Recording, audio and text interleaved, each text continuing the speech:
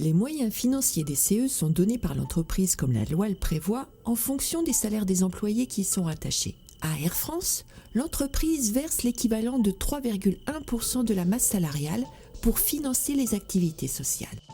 Seulement voilà, 3,1% du salaire d'un pilote, ce n'est pas tout à fait la même chose que 3,1% du salaire d'un magasinier.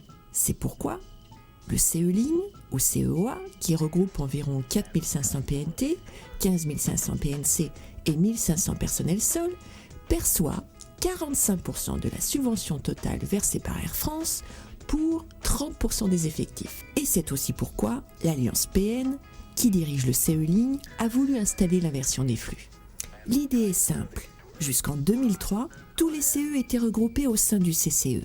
Le but était de mutualiser les moyens et de faire vivre la solidarité pour pouvoir répondre aux besoins et aux attentes de tous les salariés. Mais du coup, certains pilotes, et notamment du SNPL, se sont sentis lésés, d'autant que les vacances proposées par le CCE ne les intéressaient pas tellement. Nous n'avons vraiment pas les mêmes valeurs. Alors, pour être sûr de se retrouver entre soi et de pouvoir répondre à des besoins spécifiques, le CE-Ligne enclenche une procédure judiciaire afin que la subvention versée par Air France ne passe plus par le CCE mais leur soit versée directement, ce qui implique de fait que le CEA pourra choisir la façon de redistribuer l'argent ou de ne pas le redistribuer. Par exemple, il y a peu, le CE-Ligne a refusé de contribuer au financement de la ZAF et de la mutuelle. L'Alliance PL a obtenu l'inversion des flux en 2003. Dans la foulée, l'Alliance PN développe le concept de la solidarité bien ordonnée au sein du CE-Ligne. Le mot de code est égalité. Autrement dit, tout le monde a les mêmes subventions. Que tu sois en bas de l'échelle des salaires, seul avec des enfants, ou en haut, les bons de rentrée, les tickets ciné, les subventions en escale sont les mêmes pour tous.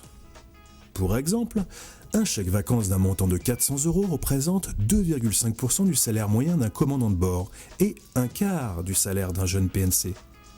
Le plus cocasse dans tout ça, c'est qu'en ce qui concerne le mode de calcul de la participation et l'intéressement, le SNPL tient absolument à ce qu'elle se fasse en fonction du salaire. Plus question d'égalité cette fois-ci. Pour remédier à cette situation, la CGT prend l'initiative de porter le débat devant les parlementaires. En 2006, l'Assemblée nationale et le Sénat votent à l'unanimité la modification d'un article du Code du travail. Celui-ci permet au CCE d'Air France de revenir à la situation antérieure à l'inversion des flux, à la seule condition toutefois qu'un accord majoritaire soit conclu entre les syndicats et la direction, et non plus un accord unanime comme avant pour qu'aucun syndicat ne puisse bloquer la situation. En 2007, avant les élections, le secrétaire CGT du CCE s'appuie sur cette nouvelle loi pour obtenir de nouvelles négociations. Seulement, après les élections, le nouveau secrétaire CFDT et son équipe décident de ne pas utiliser cette loi. Le manque à gagner, couplé à la gestion Made in CFDT, après seulement 18 mois, sera désastreux.